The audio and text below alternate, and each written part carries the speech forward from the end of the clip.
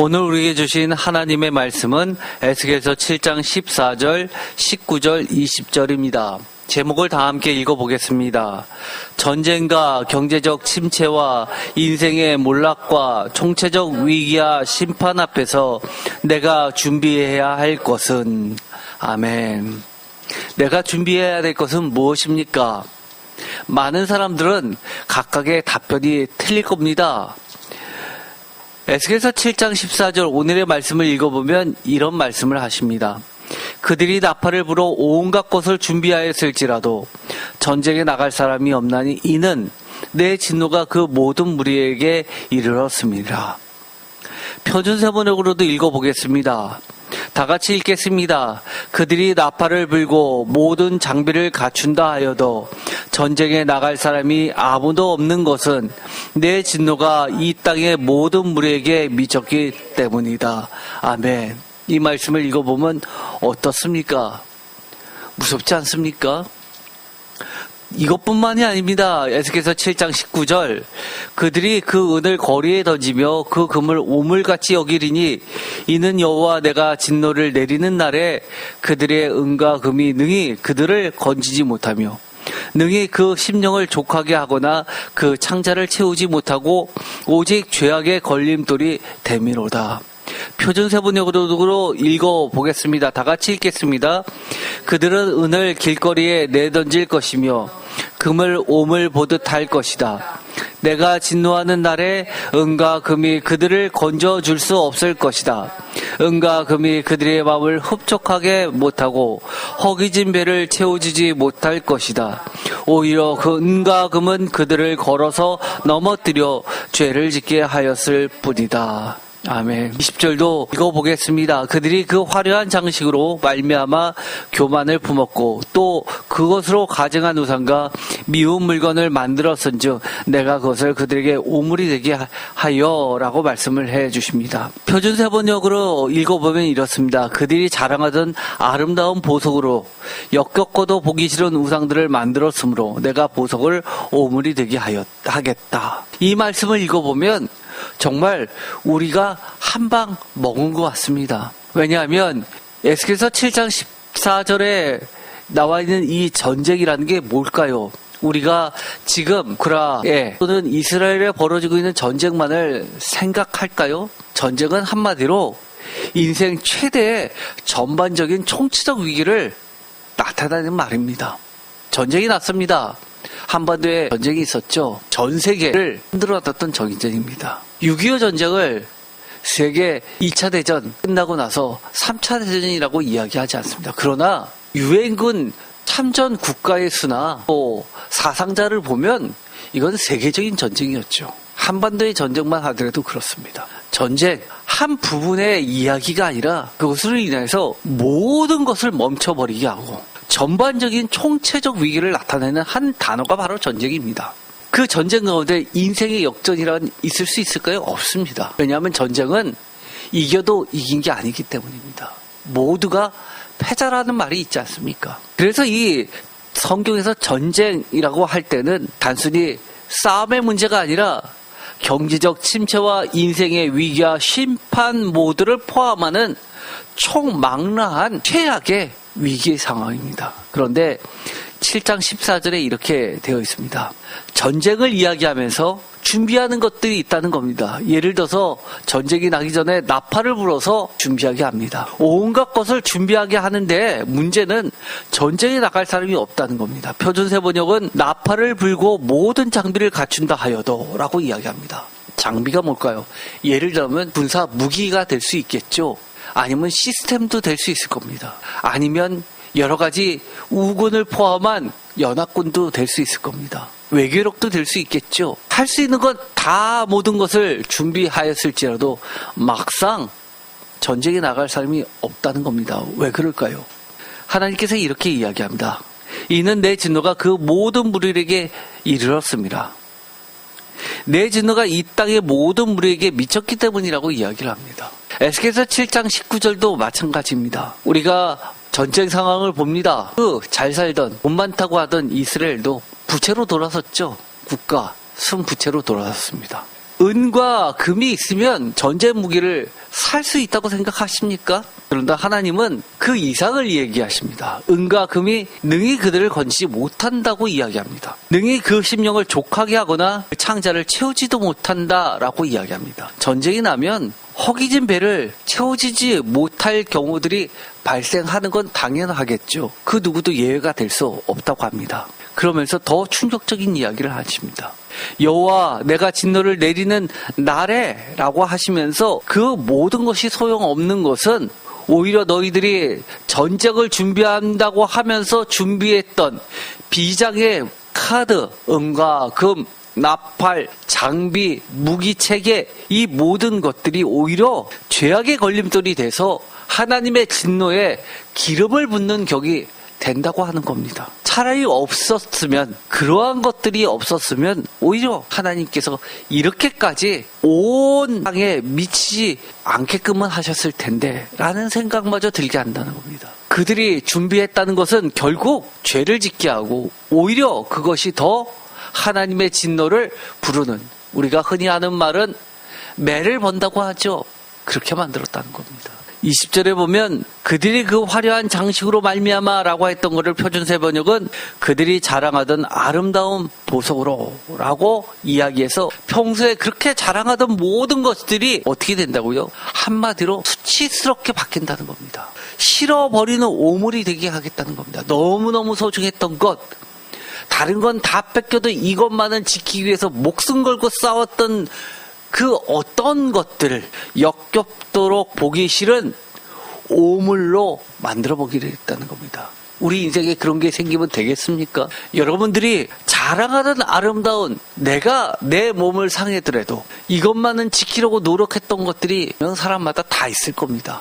어떤 게 있을까요? 말 못하게 말은 겉으로는 아니라고 하면서도 사실은 그것이 지금까지 나를 지탱해 주었던 자부심과 자존심, 나의 존엄성을, 나의 가치를 지켜주었던 것일 수 있습니다. 그것 때문에 오히려 하나님의 진노의 뿌리가 됐다고 이야기를 하는 겁니다.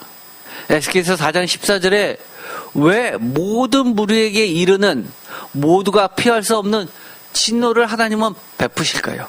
우리가 좀 생각을 해봐야 됩니다. 어떨 때는 이렇죠. 특히 군대에서 단체 생활을 할 때 나는 괜찮은데 PT하다가 누구 한 명 틀려서 얼차를 받습니다. 투덜투덜대죠? 공정하지 않다고. 군대는 이래서 안 된다고.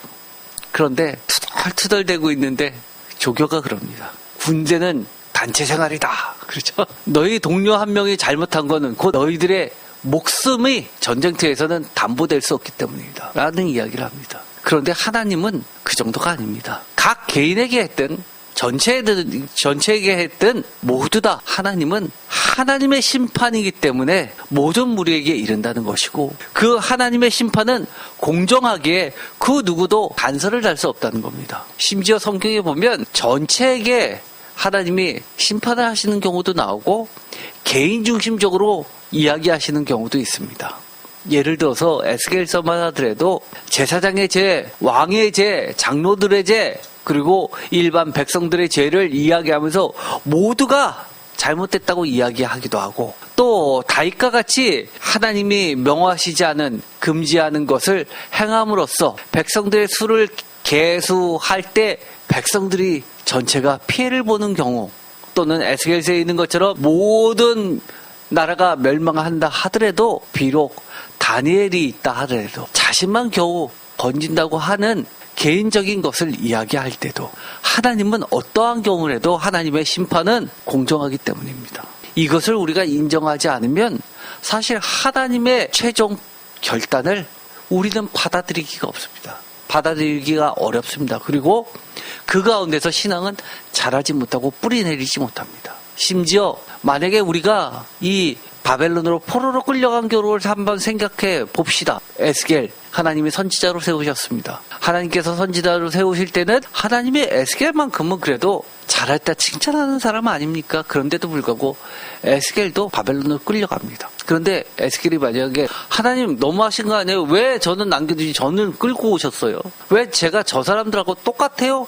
라고 항변하지 않습니다. 심지어 이렇게 이야기하죠. 하나님께서 에스겔에게 다 곡식들을 섞어서 인분으로 불을 피워서 먹으라고 하니까 에스겔이 이렇게 얘기합니다. 나는 한 번도 하나님의 명령을 어기면서 더럽힌 적이 없습니다 라고 말을 합니다. 그 얘기는 저는 어떻게 하든지 끝까지 하나님의 말씀을 지키고 싶은데요. 하나님은 어떡합니까? 이런 이야기입니다. 그러자 하나님께서 새똥으로 부을 수 있게 허락을 해주십니다. 하나님 너무하세요 라고 얘기하지 않습니다. 하나님의 결정과 명령과 심판은 언제나 공정하기 때문에 지금 우리가 겪고 있는 많은 각 성도님들의 원치 않은 일들이 있을 겁니다. 어떤 분들은 저처럼 건강이 안 좋고요. 어떤 분들은 사업이 어렵고요. 어떤 경우는 가정에 불화가 있고 어떤 경우에는 여러 가지 사정들이 있을 겁니다. 그러나 그 모든 것은 하나님의 공정한 심판이 전제되어 있다는 사실을 기억한다면 구원도 마찬가지로 하나님의 공정한 구원이 펼쳐집니다. 겉으로는 심판인 것 같지만 사실 그 이면에 흐르는 하나님의 진의는 구원에 있기 때문입니다. 대표적인 게 뭔가요? 야곱이 그토록 아끼던 요셉이 끌려갑니다. 팔려갑니다. 그러나 나중에 요셉이 고백하죠. 하나님께서 나를 이렇게 팔리게 해서 이렇게 보내신 이유가 있었다고 이야기를 하죠. 하나님의 섭리와 공정성을 이야기합니다. 하나님의 공정, 대표적으로 에스겔서 5장은 이것으로 한 단어로서 요약합니다. 바로 저울입니다.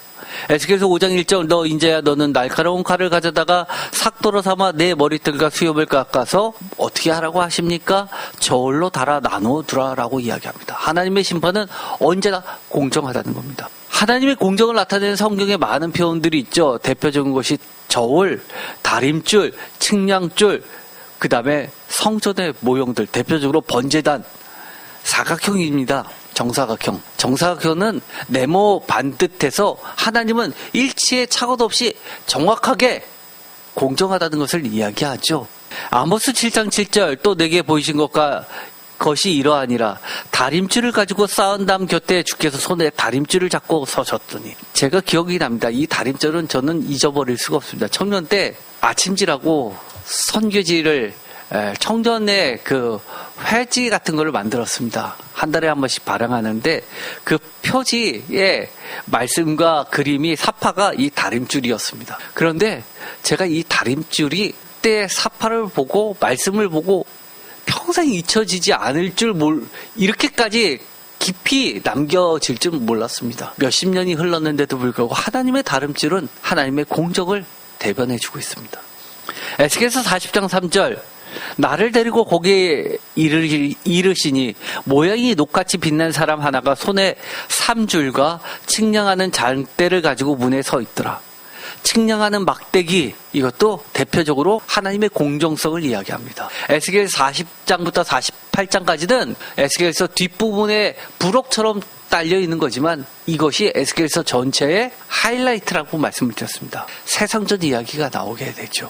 하나님께서 직접 지으시는 새로운 성전은 이처럼 하나님의 공정성이 특징입니다. 하나님의 공정은 심판할 때뿐입니까? 아니죠. 하나님의 공정의 가장 대표적인 사례는 뭘까요? 바로 예수 그리스도 십자가의 피로 인한 구원의 길처럼 하나님의 공정을 드러내는 게 없습니다. 로마서 3장 22절 곧 예수 그리스도를 믿음으로 말미암아 모든 믿는 자에게 미치는 하나님의 의인이 차별이 없느니라.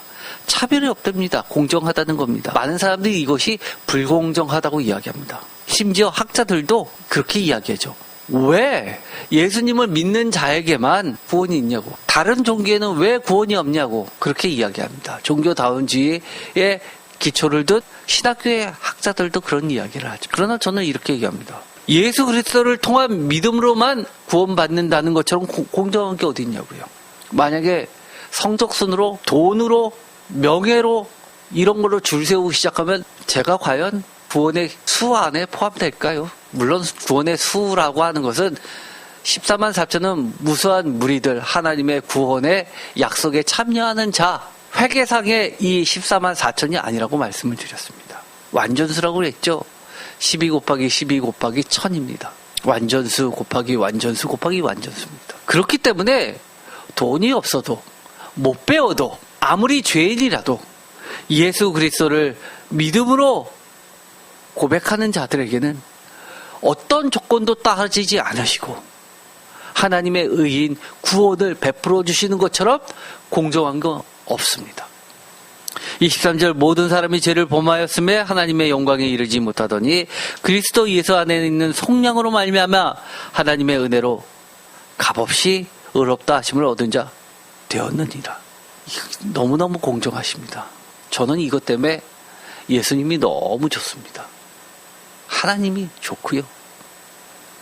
로마서 10장 12절 그러면서 이렇게 이야기하죠. 유대인이나 헬라인이나 차별이 없음이라 한 분이신 주께서 모든 사람의 주가 되사 그를 부르는 모든 사람에게 부유하시도다. 풍성한 은혜를 내려주십니다. 여러분은 부자십니까? 저는 부자입니다. 왜요? 예수 그리스도라는 정말 세상에서 만날 수 없는 보석을 가졌기 때문에 그것이 바로 뭡니까? 땅에 감추인 보화입니다. 내가 가진 모든 것을 팔아서라도 달려가서 그 밭을 사고 보석을 차지하는 자, 그가 바로 부자입니다. 반면에 우리가 이런 거를 한번 깊이 좀 생각해 봤으면 좋겠습니다. 오늘의 제목과 같이 중심 내용으로 들어가서 다시 본문으로 들어갔을 때 전쟁과 경제적 침체와 인생의 몰락과 총체적 위기와 심판 앞에서 그럼 내가 준비해야 할 것은 무엇일까요? 아까도 이야기했죠. 나팔을 부는 겁니까? 나팔을 분다는 것은 대비를 잘 하라는 뜻인가요? 유비무환이 정답입니까? 전쟁에 나갈 군대와 장비입니까? 여러분들은 세상의 지혜로 유비무환하면 되지 은과 금을 모아둡니까? 그런데 내가 준비해야 될 것, 다른 말로 이야기하면 뭐죠? 내가 놓치지 않고 끝까지 붙잡아야 할 것은 무엇이냐는 겁니다. 처음에는 이럴 수 있습니다. 은과 금이 필요하겠지? 병원도 가야 되고 또 가족들을 돌보려면 집 한 채도 필요하고, 그런데 하나님께서 오히려 그것이 나의 진노를 부르는 너의 교만의 모태였다라고 한다면 그때는 그거 버려야 됩니다.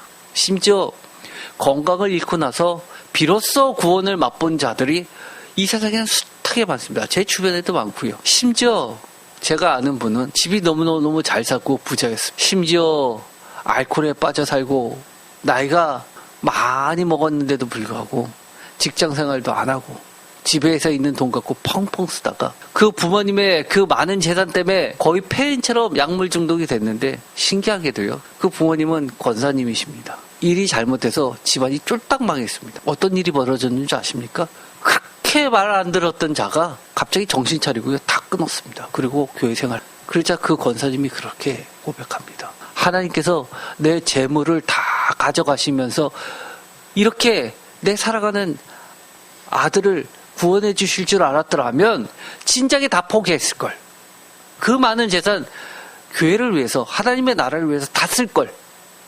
자기는 오히려 지금 집도 없고 정말 사골세로 살지만 너무 행복하답니다. 자기는 지금 죽어도 여한이 없답니다. 자기 자식 살려주셔서. 지금 술 안 먹습니다. 정신 똑바로 차리고 직장 생활합니다. 저보다 나이가 많네. 그 나이에 취업해서. 내가 끝까지 붙잡아야 될 게 뭡니까? 그것이 오늘의 제목과 같습니다. 내가 준비해야 될 것은 뭐죠? 인생의 총체적 위기 앞에서. 여러분들 자식 농사 잘 지셨습니까? 그런데 오늘의 말씀에 비추어 봐서 다 잘 되는 것 같은데 내 자녀가 막판에 가서 끝까지 붙잡아야 될 걸 붙잡지 않고 엄한 거 붙잡고 있는 모습이 보인다면 얘기해 주세요. 집은 괜찮은 것 같지만 정말 성경에서 얘기하는 전쟁, 하나님의 진노가 그 모든 무리에게 미치는 그 순간 그거 빨리 버려야 돼. 하나님 외에 너가 기대고 있었던 거 빨리 버려야 돼라고 얘기해 주세요.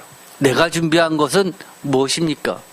준비할 것은 무엇이고 지금 내가 준비한 것은 무엇입니까? 같은 이야기죠. 끝까지 붙잡아야 할 것은 무엇이냐라는 이야기와 사실 같은 이야기입니다. 내가 지금 준비했고 앞으로 준비해야 될 것, 내가 지금 이것이 유비무환이라고 생각해서 준비해 뒀는데 그것이 나중에 버려야 될 것이라면 지금 그건 준비한 게 아니라는 겁니다. 하나님께서는요, 전쟁이 앞서서 준비시키는 하나님이십니다. 예를 들어서 여호수아 5장 2절 다 아는 거죠. 그때 여호와께서 여호수아에게 이르시되 너는 부싯돌로 칼을 만들어 이스라엘 자손들에게 다시 할례를 행하게 하시매. 가나안 전쟁을 치르기 직전에 할례를 하게 하십니다. 싸움에 못 나가게 하십니다. 전쟁을 치러야 되는데 전쟁하지 못하도록 3일 동안 누워있게 하십니다. 전쟁에 앞서 하나님은 무엇을 준비하라고 하시는 겁니까? 할례가 뭡니까? 다른 말로 이야기하면요, 하나님의 백성으로서의 정체성인 거룩성을 회복하라는 겁니다. 너희들이 하나님의 백성, 선민이냐고 물어보는 겁니다. 그 가나안 땅을 왜 들어가냐고 묻는 거랑 똑같은 겁니다. 너희들 왜 들어가고 싶은데, 거기에 들어가서 무엇을 할 건데, 거기서 어떻게 하나님을 섬길 것인데, 그거 생각하라는 겁니다. 할례라고 정말 우리가 의학적인 할례만을 이야기합니까? 그런 거 아닙니다. 그렇게 단세포적으로 세상적으로 바라보면 안 됩니다. 성경에 보면은요, 할례는 이스라엘 사람만 한 게 아닙니다. 이스라엘 주변의 그 중동 지방에도 할례를 했다는 기록이 성경에 나와 있습니다. 살적을 깎는다라는 표현으로 바꿔서 얘기했을 뿐이라. 그렇지만 똑같은 얘기입니다. 그래서 그것을 보고 많은 학자들이 그런 이야기도 합니다. 의학적으로 할례를 바라봐야 된다. 더운 지방에서 정결의 한 방식이다라고 얘기하지만, 하나님께서 이 할례를 이야기하는 것은, 준비시키는 것은 하나님의 백성으로의 정체성을 이야기하는 겁니다. 예를 들어서 오늘날 기독교로 보면 이게 무엇으로 바뀌게 됩니까? 표식. 내가 하나님의 백성이 됐어요. 그리스도인이 됐어요. 뭡니까? 세례입니다. 세례. 그렇죠? 세례 안 받으면 성찬식도 참여 못하게 하는 게 대표적으로 구교죠. 천주교입니다. 저는 그걸 반대합니다. 표식은 될 수 있지만 그것이 구원의 조건은 될 수 없기 때문입니다. 만약에 구원의 조건이라면 사도 바울이 불과 몇 명만을 세례를 줬겠습니까? 지금처럼 몇천 명씩 모아가지고 진중세례 펴듯이 그렇게 했겠죠? 그거 아닙니다. 뭔가 잘못되어 가고 있습니다. 하나님께서 준비시키는 게 뭡니까? 할례입니까? 하나님의 백성으로서의 정체성, 거룩성을 회복시키는 겁니까? 또 있죠. 복음이라고, 내가 예수님 믿는 거예요 라고 기독교인들은 흔히 이야기를 할 겁니다. 그런데 그 복음이라는 거, 믿음이라는 게 그저 추상적인 말 또는 구원의 수단뿐인 복음일까요? 그렇지 않습니다. 여기서 하나님께서 이야기한, 예수님께서 이야기하는 복음이라는 것은 살아있는 복음, 예수 그리스도의 도. 예를 들어서 대표적인 사도행전 24장이 나옵니다. 24장 24절. 수일 후에 벨릭스가 그의 아내 유대 여자 드루실라와 함께 와서 바울을 불러 그리스도 예수 믿는 도를 듣거늘. 사도 바울이 붙잡혔습니다. 그런데 벨릭스가 자기는 외국인이었기 때문에, 이방인이었기 때문에 유대 지방을 통치를 하려다 보니까 유대 여자가 필요해서 드루실라를 아내로 나중에 맞이하게 됐는데, 사실 이게 불륜관계였습니다. 드루실라는 남편이 있었음에도 불구하고 벨릭스와 관계를 갖습니다. 부인이 되죠. 부인이라고 보려도 처이지만 부인 같은 위치입니다. 그래서 벨릭스가 재판을 벌일 때도 그의 아내가 옆자리에 앉을 정도입니다. 그런데 예수 믿는 도를 듣거늘 하는데 바울이 이야기한 게 뭡니까? 여러분 기억나시죠? 이거 다 제가 설교했던 겁니다. 25절 다 같이 읽겠습니다. 바울이 의와 절제와 장차 오는 심판을 강론하니 벨릭스가 두려워하여 대답하되 지금은 가라, 내가 틈이 있으면 너를 부르리라 하고. 표준세번호로 읽겠습니다. 바울이 정의와 절제와 장차 올 심판을 들고 말할 때 벨릭스는 두려워서 이제 그만하면 되었으니 가시오, 기회가 있으면 다시 당신을 부르겠어 하고 말하였다. 이 말이 뭡니까? 예수 그리스도의 도가 뭐냐, 복음이 뭐냐, 나에게 전도해봐라, 나 관심 있다라고 얘기할 때 예수 그리스도의 복음은 하나님께서 당신을 사랑하십니다. 우리가 흔히 전도라고 생각했던 내용들을 이야기할 것 같죠? 사랑하십니다. 예수 믿으시면 복 받습니다. 바울 그렇게 이야기하지 않습니다. 죄수의 모험인데 이렇게 이야기합니다. 벨릭스의 최대 약점, 유대인들을 다스리기 위해서 불륜을 저지르는데 그것이 자기의 발목을 잡혔는데 그 얘기를 거론하는 겁니다. 의와 절제와 장차 오는 심판. 한마디로 뭡니까? 당신이 이러면 안 돼요. 당신 심판받습니다. 왕이시여, 이거 죄입니다 라고 얘기한 겁니다. 돌려서. 그러니까 뭐라고 이야기합니까? 두려워요. 지금은 가라. 좋게 표현했으니까 이렇죠? 아마 영화로 봤으면 그랬을 겁니다. 아이, 됐어. 가. 알았어. 다음에 듣자. 그래. 아이, 나 바빠. 이거 아닙니까? 이제 그만. 알겠어. 그러면서 26절. 동시에 또 바울에게서 돈을 받을까 바라는 거로 더 자주 불러 같이 이야기하다. 아이, 보내고 나니까 내가 듣고 싶었던 얘기는 안 하고 이렇게 불러서 독대하면 조용히 좀 풀어주세요. 내가 보석금 내고 나갈게요. 이런 얘기 할 줄 알고 자꾸 불렀다. 계속 부를 때마다 듣기 싫은 소리만 하네. 이 얘기 아닙니까? 즉 바울이 생각하는 벨릭스를 전도하려고 하나님께서 그 자리를 만들어 주셨는데 그 자리를 걷어찬 겁니까? 사도 바울이요? 아니요. 이건 복음을 전한 겁니다. 그렇다는 이 얘기는 뭡니까? 그리스도의 예수 그리스도의 복음이라는 것은 그저 추상적인 개념이 아니라는 겁니다. 또 내가 예수님 믿습니다라고 얘기하면 내가 어떻게 삶을 살아도 무슨 짓을 해도 구원이 마치 확보된 것처럼 하는 구원의 수단, 그것도 아니라는 겁니다. 또 하나님은 준비시키시는 게 있습니다. 말씀과 순종으로 준비시켜 주십니다. 예를 들어서 출애굽기 14장 1절 여호와께서 모세에게 말씀하여 이르시되 이스라엘 자손에게 명령하여 돌이켜 바다와 믹돌 사이에 비하로 앞고 바알스본 맞은편 바닷가에 장막을 지게 하라. 바로가 이스라엘 자손에 대하여 말하기를 그들이 그 땅에서 멀리 떠나 광야에 갇힌 바 되었다 하리라. 내가 바로의 마음을 완악하게 한즉 바로가 그들의 뒤를 따르니 내가 그와 그의 온 구대로 말미암아 영광을 얻어 애국 사람들이 나를 여호와인 줄 알게 하리라 하시매 우리가 그대로 행하니라. 여기서는 무엇을 준비시키십니까? 하나님께서 먼저 말씀을 주십니다. 그리고 따르게 하십니다. 말씀과 순종으로 준비하게 하십니다. 그런데 하나님께서 말씀을 안 해주신 게 있습니다. 뭘 안 해주셨죠? 여기 다 얘기해 주셨잖아요. 그와 그의 온 군대로 말미암아 영광을 얻어 애국 사람들이 나를 여호와인 줄 알게 하리라 라고 얘기는 해 주셨지만 뭘 빠뜨리시고 얘기하셨어요? 여러분 잘 알고 있죠? 뭡니까? 다 아시죠? 홍해바다 얘기는 안 하셨습니다. 그렇죠? 그거 알려줬었으면 이 사람들이 갔겠습니까? 앞엔 바다고 뒤에는 군대가 쫓아온다. 어쩔래? 그래도 내 말을 들어야 돼. 라고 얘기하셨다면 그들이 갔겠습니까? 하나님은 A는 1은 1다음에 2고 2다음에 3이고 3다음에 4고 4다음에 5고 5의 결과가 좋으니까 그래도 중간에 2, 3, 4에 어려움이 있지만 그래도 참고 5까지 따르면 너 복받아. 이렇게 이야기하시는 게 하나님의 스타일 아닙니다. 우리가 저도 신앙생활을 하지만 하나님은 그렇게 저한테 그렇게 이야기하셔서 지금까지 온 적은 거의 없습니다. 하나님은 결론적으로 말씀을 하시는데 그 과정은 어떻게 바뀔지 모르지만 우리가 하나님의 말씀을 끝까지 붙잡고 믿고 순종하느냐, 이것은 우리들의 몫입니다. 그렇지만 하나님의 처음 계획하고 나중 계획하고 다르지 않습니다. 그렇죠? 다만 달라진 것은 우리의 믿음이 바뀌었을 때, 믿음을 잃어버렸을 때 하나님의 원래 우리에게 복 주시려다 하는 계획은 무산되고 많은 경우는 있습니다.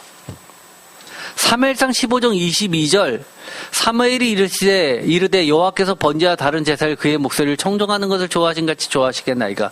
순종이 제사보다 낫고 듣는 것이 순양의 기름보다 나으니. 너무 유명한 구절이죠. 이는 거역하는 것은 점치는 죄와 같고 왕과 사시는 우상에게 절하는 죄와 같음이라. 왕이 여호와의 말씀을 버렸으므로 여호와께서도 왕을 버려 왕이 되지 못하게 하셨나이다. 아니, 이 유명한 사건으로 사울은 왕에서 버림받게 되는 결정적인 사건이 됩니다. 뭐라고요? 여호와께서 순종이 제사보다 낫다라고 이야기하고 듣는 것이 순양의 기름보다 낫다라고 얘기하면서 번제와 다른 제사들보다 하나님의 말씀을 순종하기를 원하십니다. 그러면서 여호와의 말씀을 버리면 여호와께서도 버리신다고 이야기합니다. 그렇죠? 그런데 우리는 이런 말씀을 아니까 이렇게들 많이 생각합니다. 너무 무서워서 나는 하나님의 말씀을 순종하려고 애쓰고 그렇게 살고 있습니다. 라고 이야기합니다. 내가 보면 그렇게 제가 하나님을 거역했습니까? 큰 잘못 저질렀습니까? 그런데요. 하나님의 말씀은 이릅니다. 이는 거역하는 것은 점치는 죄와 같고 완고한 것은 사신 우상에게 절하는 죄와 같다. 여러분들 점 쳐보셨습니까? 여러분 점 쳐보셨어요? 저는 사실은 기독교 가정에서 모태신앙으로 자라났기 때문에 점을 한 번도 쳐본 적이 없습니다. 우상에게 절한 적 있습니까? 저는 없었습니다. 심지어 군대에서 고사 지낸다고 다 나와서 하라는 데는 절 안 했습니다. 심지어 너 깜빵 가고 군대에서 명령을 어기면 깜빵 간다고 하면서 겁박 주는데도 절 안 했습니다. 점치는 죄는 안 버렸고 우상에게 절하는 죄는 안 했습니다. 대부분의 많은 기독교인은 그런 분들이 많을 겁니다. 그런데 반면에 거역하는 거, 또 완고했던 거는 수없이 많죠. 근데 하나님이 뭐라고 이야기하세요? 너 점쳤어. 너 우상에게 절했어. 라고 이야기하신다면 어떻게 하시겠습니까? 우리에게 하나님께서 준비시키는 것이 있습니까? 말씀과 순종입니다. 앞으로 여러분 점치실 겁니까? 우상에게 절할 겁니까? 그것만큼 하기 싫잖아요. 그렇다면 이것도 마찬가지죠. 하나님 말씀 거역하지 말고요. 완고하지 말아야 됩니다. 이렇게 이야기하면 성경 참 어렵죠. 하나님 믿는다는 게 참 쉽지 않습니다. 또 하나님께서는 준비시켜 주시는 게 있습니다. 우리가 인생을 2번 사는 사람이 있습니까? 인생은 다 처음 길이지 초행입니다. 제 나이 50대 후반입니다. 그런데 60대를 아직 걸어보지 못했습니다. 60대이신 분은 70대, 80대를 걸어보지 못했어요. 인생은 늘 초행입니다. 그런데 인생에 가보지 못한 길 앞서서 하나님은 준비시켜 주십니다. 안내자로서의 언약궤입니다. 백성 앞에서 인도할 제사장도 따라가야 할 백성도 모두에게 하나님은 언약궤를 주십니다. 언약궤가 뭡니까? 사람들이 다 그렇게 이야기죠. 말씀이라고 이야기합니다. 그러나 저는 오늘 하나를 더 이야기하고 싶습니다. 말씀과 성령의 임재라고 추가하고 싶습니다. 왜냐하면요, 이 언약궤에는 10계명도 들어가 있지만 하나님의 임재의 증거들이 들어가 있죠. 만나, 아론의 쌍난 지팡이. 이건 뭡니까? 성령의 역사하심의 증거들입니다. 그래서 저는 앞으로는 그렇게 이야기하고 싶습니다. 언약궤가 뭡니까? 그러면 말씀이요 라고 하는 것보다도 말씀과 성령님의 임재하심, 하나님의 임재하심의 증거라고 이야기를 하고 싶습니다. 여호수아 3장 3절 백성에게 명령하여 이르되 너희는 너희 사람 제사장들이 너희 하나님 여호와의 언약궤 매는 것을 보고는 너희 있는 곳을 떠나 그 뒤를 따르라. 이것을 읽으면 그렇게 생각합니다. 우리는 우리 앞서 갈 목사님만 잘 있으면 돼요. 우리 앞에 우리 길을 안내줄 좋은 선생님이 있으면 돼요. 지혜가 있으면 돼요. 아니요, 그렇지 않아요. 4절 그러나 너희와 그 사이 거리가 2000규빗쯤 되게 하고 그것에 가까이 하지는 말라. 그리하면 너희가 행할 길을 알리니 너희가 이전에 이 길을 지나보지 못하였습니다. 뭐라고요? 언약궤가 있고 그 사이를 가까이 하지 말고 따르라는 겁니다. 즉 하나님을 공경하는 자세를 가지고 있으라는 거죠. 그 다음에 또 한 가지 얘기합니다. 여호수아 3장 6절 여호수아가 또 제사장들에게 말하여 이르되 언약궤를 메고 백성에 앞서 건너라 하며 백성에 앞서 건너라 하며 곧 언약궤를 메고 백성에 앞서 나가니라. 우리는 제사장만 있으면 돼요? 아니요. 제사장들은 또 뭐라고 제사장들한테 하시는 말씀이 있습니다. 언약궤를 메고라고 이야기합니다. 우리 인생들은 다 마찬가지입니다. 하나님 앞에서요. 지도자든 따르는 자든 그 누구도 예외 없이 거룩하신 하나님의 말씀과 성령님을 따라가게 준비시키고 계시는 겁니다. 또 유명한 말씀이 있죠. 이 말씀은 굉장히 독특한 말씀입니다.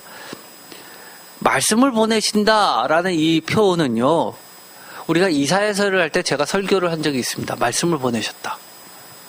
그런데 성경에서 말씀을 보내신다는 표현이 딱 성경에 3번 나옵니다.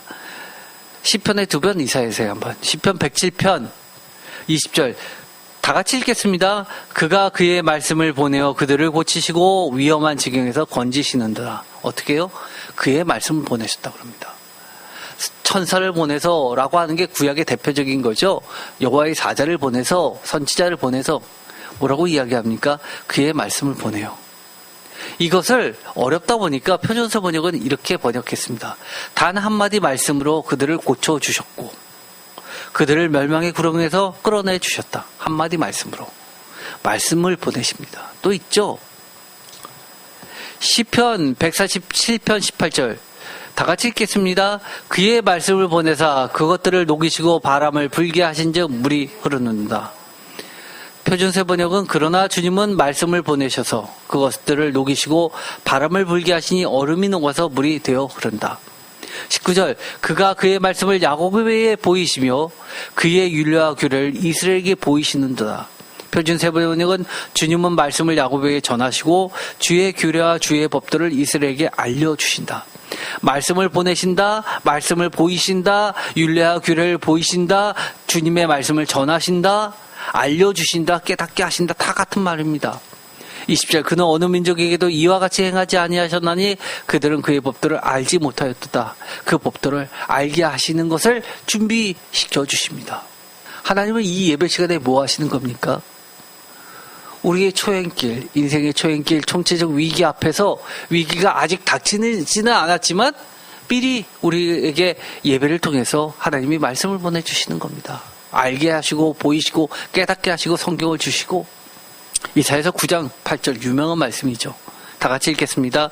주께서 야곱에게 말씀을 보내시며 그것을 이스라엘에게 임하게 하셨은즉. 말씀을 보내셔서 임하셨다. 이것을 표준세 번역은 심판을 선언하셨다라는 말로 바꿉니다. 어쨌든 말씀을 보내셨다. 사실 이것은요. 선지서의 다른 말로도 같은 말로도 많이 표현합니다. 말씀을 보내신다라는 말 대신에 여호와께서 말씀이 임하시니라, 여호와께서 말씀하시니라 이런 말로 많이 표현되어 있죠. 특이하게 말씀을 보내신다라는 표현을 쓰십니다. 요한계시록 19장에 보면 너무나 유명하죠. 이건 너무 많이 했으니까 여러분 외우실 겁니다. 13절 또 그가 피 뿌린 옷을 입었는데 하나님의 말씀이라 칭하시고 그리고 하늘에 있는 군대들이 깨끗한 세마포 옷을 입고 그를 말씀을 따르는 장면이 나옵니다. 그 말씀은 그의 입에서 예리한 검이 나옵니다. 그리고 만왕의 여여 만주의 주의 말씀이신 거죠. 우리에게 이처럼 요한계시록처럼 마지막 때를 살아가는 우리 성도님들에게 준비시키는 것 하나님의 말씀입니다. 또 준비시키시는 게 있습니다. 느헤미야 1장 4절 내가 이 말을 듣고 앉아서 울고 수일 동안 슬퍼하며 하나님 앞에 금식하여 기도하며 기도로서 또 준비시켜 주십니다. 여러분께서 간절한 마음이 생기면 그냥 생각하고 나서 내가 기도했다고 얘기하지 마세요. 기도는 기도고요. 생각은 생각입니다. 묵상은 묵상이고 기도는 기도입니다. 정말 아파서 누워서 할 때는 어쩔 수 없죠. 몸이 건강해서. 그런데 앉아서 기도하는 게 귀찮아서 그거는 기도가 아니라 좀 우리가 생각을 해봐야 합니다. 간절하면 절박하면 기도하게 됩니다. 제가 늘 우리 성도님들에게 잘 습관이 안 됐으면 거룩한 습관을 들여야 되니까 일정한 시간을 정해놓고 그리고 아침 저녁 예배를 드리시라고 말씀하고 기도도 하시라고 이렇게 얘기하는데 거룩한 습관 들이는 게 쉽지 않습니다. 예를 들어서 저처럼 하루 종일 교회에 있으면서 하루 종일 말씀 보고 기도하고 이러라고 하면 여러분들이 하실 수 있어요? 목사라고 할 수 있는 거 아니에요. 맨날 병원 다니고 맨날 기도할 때 이런 자세를 있으니까 목 디스크 걸리고 쉬운 거 아닙니다. 쉬운 거 아니에요. 또 사도행전 13장에 보면 너무 독특한 표현이 하나 나오게 됩니다. 말씀을 찬양하게 하신 것도 준비하게 하십니다. 이것은요 학자들이 잘 이해를 못하는 말씀 중에 하나입니다. 사도행전 13장 47절 주께서 이같이 우리에게 명하시되 내가 너를 이방의 빛으로 삼아 너로 땅끝까지 휴원하게 하리라 하셨느니라 하니 48절 다 같이 읽겠습니다. 이방인들이 듣고 기뻐하여 하나님의 말씀을 찬송하며 영생을 주시기로 작정되는 다 믿더라. 표준세 번역도 마찬가지로 번역을 했어요. 직역을 할 수밖에 없습니다. 주의 말씀을 찬양하였고 우리가 흔히 찬송하면 하나님을 찬양하였고 예수님을 찬양하였고 찬송하였고 이런 거는 많이 나오죠. 그런데 하나님의 말씀을 찬송한다 매우 사실은 어색한 표현입니다. 이게 도대체 뭐죠? 제가 사실 이것은요 사도행전 설교할 때도 안 했던 부분입니다. 너무 사실 생뚱맞는 표현이거든요. 다른 데는 나오지 않습니다. 그런데 학자들은 이렇게 이야기하죠. 아시스 페르난도라는 유명한 학자가 있어요. 사도행전의 대가죠. NIV 적용 주석에서 이렇게 이야기합니다. 하나님의 말씀을 찬송하여 라는 흔치 않은 표현은 그들이 들었던 말씀에 대하여 하나님께 영광을 돌렸다라고 해석하라는 겁니다. 구원에서 하나님의 기본적인 역할, 구원은 단순히 인간 자신의 선택이 아니라 항상 하나님의 사랑과 자비의 근거를 두고 있다고 이야기합니다. 그래서 그들이 이 하나님의 말씀을 찬송하며 그 전에 주께서 이같이 우리에게 명하셨다라는 하나님의 말씀이 내가 너를 이방의 빛으로 삼아 너로 땅끝까지 구원하게 하리라라는 그 말씀을 먼저 깔아놓고, 그리고 나서 그들이 이 말씀을 듣고 기뻐하여서 하나님의 말씀을 찬송했다는 겁니다. 그러니까 이렇게 말씀을 해주시고 명령을 해주셨던 하나님을 찬송한다라고, 영광을 돌린다라고 번역하라는 뜻이죠. 어쨌든 독특한, 우리로부터 준비하게 하시는 하나님은 이처럼 하나님의 말씀도 심지어 찬송하게끔 하십니다. 우리가 하나님의 말씀을 들었습니다. 그 말씀은요, 어떨 때는 이럴 때가 많죠. 지금 나를 살리는 말씀, 그렇죠? 그러면 구체적으로 그 말씀을 갖고 예배드리고 찬송 드리는 겁니다. 찬송가 찾아보면요, 찬송가 맨 뒤에 보면은 찬송을 찾을 때 우리는 맨 앞에 그 제목으로 가나다로 되어 있는 기억 니은 되어 있는 거로 찬송가를 찾지 않습니까? 또 방식이 있죠. 주제별로 나눠져 있는 색인도 있습니다. 주제별로 찾기도 하지만요, 맨 찬송가 뒤에 가면 뭐가 있냐면요, 하나님의 말씀이 쭉 있고요, 그 말씀에 근거한 찬송가도 찾게끔 되어 있는 색인이 있습니다. 그런 거 있으신 거 아시는 분 별로 없는 것 같아요.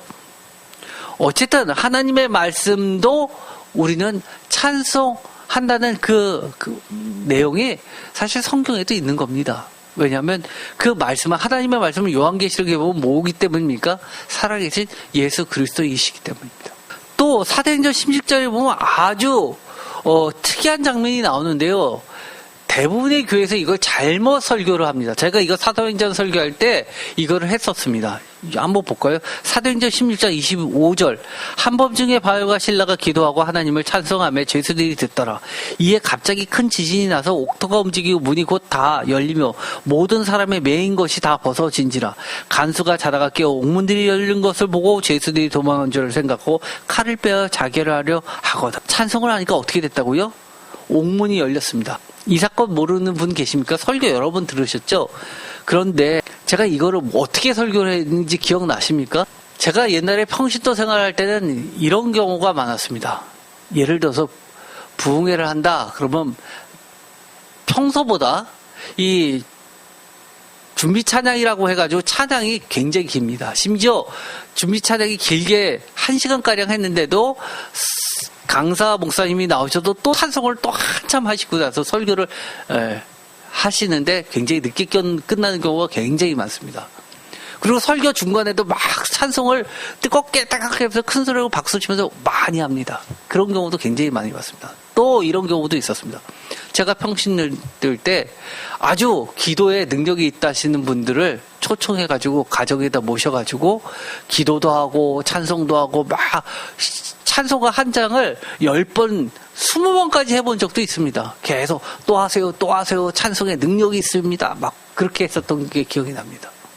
사실 이 구절을 가지고 어떻게들 많이 얘기하냐면, 하나님의 능력이 나타나면, 옥문이 열리는 능력이 나타나기 위해서 기도하고 찬송하라고 하면서 찬송을 강조하고 찬송하면서 풀린다고 하고 기적이 나타난다고 막 그렇게 합니다. 제가 뭐라고 설교했죠? 그때 2020년 3월 1일날 이 설교를 하면서 꼭 다시 한번 들어보세요. 뭐라고 이야기하냐면, 찬양은 결코 권능, 능력의 수단이 아니라고 말씀을 드렸습니다. 교회에서 가장 잘못하고 있는 용어는 부흥회 또는 예배전 준비 찬양입니다.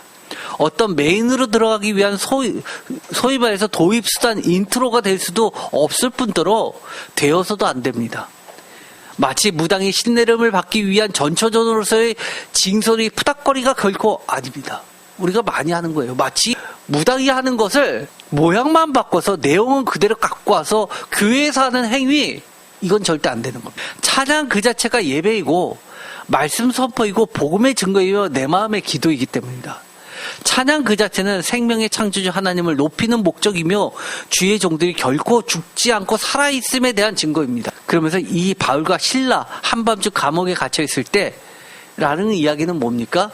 죽음을 상징합니다. 제가 중환자실에 들어갔을 땐 저 온몸을 온갖 파이프와 주사줄과 이런 걸로 다 묶어대고 심지어 손발을 침대에다 묻고 나서 감옥 같았습니다. 얼마나 강산모가 바깥에서 기도하는지 모릅니다. 저 묶인 사슬 다 끊어주고. 감옥에 갇혔다는 것은 죽음을 상징합니다. 그 중환자실에 있으면서 많은 사람들이 죽어가는 걸 봤습니다. 하루에도 몇 번씩. 병원이 죽음의 장소가 될 수 있기 때문에. 사도행전 16장 25절 개역개정에서 찬송하매라고 되어 있는데요. 헬라어 원문으로는 뭐라고 되어 있냐면 문법적으로는 미완료형으로 되어 있습니다. 제가 그때 이걸 잠깐 얘기했는데 이거 복잡한 건 다 내려놓고요. 문법적인 거는 알 필요 없는데 이건 목회자의 몫입니다. 미완료라는 건요. 우리 번역이 잘 안 되고 심지어 영어로도 잘 번역이 안 되는 표현입니다. 영어는요 어떻게 되어 있습니까? 현재, 과거, 미래, 현재 완료, 과거, 과거 완료, 과거 이런 것들이 있죠. 그 다음에 또 뭐가 있습니까? 진행형도 있습니다. 그런데 영어에 없는 문법 중에 미완료라는 게 있습니다. 미완료는요 계속이나 습관을 이야기합니다. 완료되지 않은 건 다 미완료입니다. 헬라어도 그렇고 히브리어도 마찬가지입니다. 완료, 미완료만을 따집니다. 그래서 완료형으로 쓰면 끝난 거, 미완료형은 어떨 때는 현재 진행형으로 번역해야 될 때도 있고 현재 완료형으로 번역해야 될 때도 있습니다. 그런데 뭐냐면 현재형으로 번역해야 될 때도 있다는 겁니다. 현재형의 현재형의 문법적 특징 중에 하나는 계속적인 습관은 현재형으로 표현합니다. 맞죠? 계속적인 습관입니다. 그런데요, 이게 이 헬라어든 히브리어든 현재형을 안 쓰고요, 미완료형을 씁니다. 현재형을 쓰지 않고 미완료이라는 걸 씁니다. 그런데 이게 미완료형으로 되어 있습니다.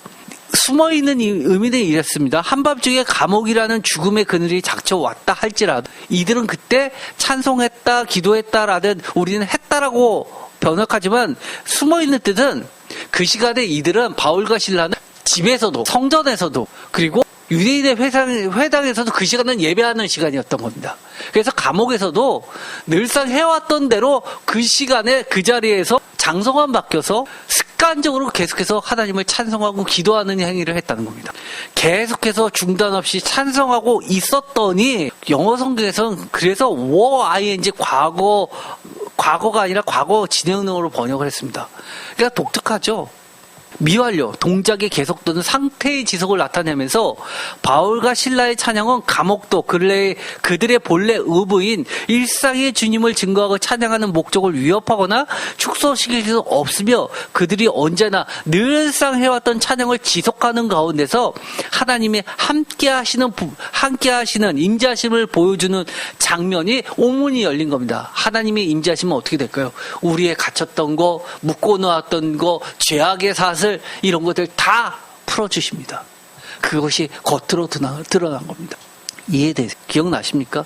그래서 사도 바울과 실라가 감옥에서도 찬양을 멈출 수 없었던 것은 찬양은 한순간에라도 멈출 수 없는 그리스도인의 숨, 호흡, 생명이며 두 번째 하나님과 예수 그리스도를 여전히 그리고 더욱 사랑하고 있으며 과거에도 그랬지만 지금도 그러고 앞으로도 더 그렇다는 자기 고백입니다. 이 감옥이 복음을 전하다가 잡혀온다 하더라도 앞으로 또 어떻게 또 잡혀올지도 모르지만 나는 그것을 멈출 수가 없다. 3번 그분이 감옥 안에 그들과 함께 임재하시는 영광을 경험하고 하나님이 감옥에도 함께 계신다면 성전에만 계세요? 아니요.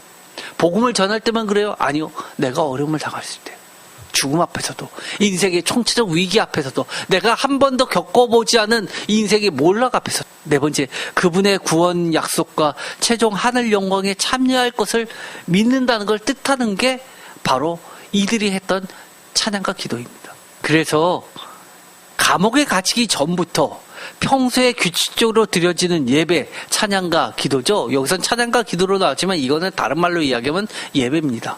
왜냐하면 감옥에서 두루마리 갖고 와서 이렇게 말씀 못 보잖아요.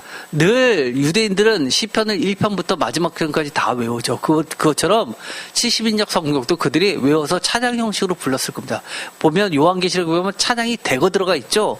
찬양은 곧 말씀이기도 하고 기도이기도 합니다. 이처럼 예배로 하나님의 역사하심을 준비케 하신다는 겁니다. 하나님의 임재하신 임마누엘을 경험하게 하는 그 준비케 하시는 게 우리로 예배라는 겁니다. 우리가 병을 낫기 위해서 갑자기 안 하던 예배 하기 위해서 능력 있다는 사람 초청해서 예배드리고 기도하고 계속 반복해서 하고 우리의 감정을 끌어올리게 하는 게 예배가 아니라는 겁니다. 무슨 예배가 무슨 푸닥거린 줄 아십니까?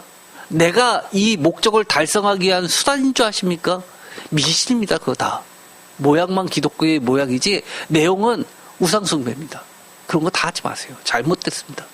기도와 찬양이 갑자기 닥친 위기를 극복해 하는 수단이 아니라 과거에도 지금도 앞으로도 항상 우리와 함께 하실 임재하시는 하나님의 역사를 증거하도록 준비시키는 겁니다. 비록 어떻게 해요? 우리가 은가금을 많이 축적해서 뭐 교회에다도 헌금하고 선교 사업도 하고 대단한 일을 하고 사람들의 칭찬받게 하는 것이라고 생각할지 모르지만 그것이 우리의 걸림돌이 되고 진노의 씨앗이 된다면 그런 거 없어도 하나님은 예배를 통해서 하나님의 역사를 증거하도록 우리를 준비시켜 주십니다. 어떠신가요? 얼만큼 우리가 지금까지 준비해 놓은 게 있습니까? 앞으로 부족해서 앞으로 준비해야 될 것은 뭡니까? 내가 이것은 꼭 필요하다고 생각해서 준비해 놨는데 버려야 될 것은 또 무엇입니까? 제목을 다 함께 읽어보겠습니다. 전쟁과 경제적 침체와 인생의 몰락과 총체적 위기와 심판 앞에서 내가 준비해야 할 것은 무엇입니까? 지금까지 쭉 얘기했죠? 너무 많아요? 오늘 말씀 자꾸 반복해서 점검하세요. 내가 하나님 믿는다고 생각했지 바울이 증거했던 것처럼 하나님의 의와 절제, 심판 이런 것들은 다 듣기 싫고 빠뜨리 한다면 그거는 진짜 관념상에만 있는 예수 그리스도의 복음이죠. 그런 거 말고 진짜 살아있는 말씀 우리가 마지막 때 요한계시록의 성도들처럼 쫓아가야 되는 하나님의 말씀 예수 그리스도 어린 양의 피의 말씀 우리가 목숨을 걸고 끝까지 붙잡아야 하나님이 보내신 말씀 우리가 다시 한번 준비하고 끝까지 붙잡았으면 좋겠습니다. 늘 찬송하게 하시고요. 심지어 말씀을 찬송하게 한다는 말씀도 있잖아요. 너무 특이하죠? 기도, 찬송 이런 거 모두 놓쳐서는 안 되는 겁니다. 기도가 마치겠습니다. 하나님 우리가 인생의 위기 앞에 총체적 하나님의 진노 앞에서 아직까지도 마치 점치는 자와 마찬가지로 우상에게 절하는 거와 마찬가지 그런 불성증과 거역하는 태도로 준비했다고 했다면 하나님 용서하여 주시옵시고 오직 살아계신 하나님의 말씀을 붙잡고 쫓아가게 하여 주옵소서. 끝까지 놓치지 않게 하여 주옵소서. 내가 지금 준비해야 될 게 은과 금도 아니고 또한 전쟁에 필요한 물자나 시스템이나 도구나 무기도 아니고 나팔도 아닙니다. 미리 상대방의 전략을 알았다고 내가 벗어날 수 있는 것도 아닙니다. 오직 하나님의 말씀과 하나님을 경외하는 두려움과 하나님을 쫓아가려는 순종과 살아계신 하나님의 말씀과 하나님의 의와 절제와 심판 그리고 너무나도 공평하신 하나님의 그 구원의 그 발자취를 끝까지 붙잡고 어제도 오늘도 내일도 어떠한 환경 속에서도 늘 예배하면서 하나님을 따라가게 하여 주옵소서. 예수 그리스도의 이름으로 기도드립니다. 아멘.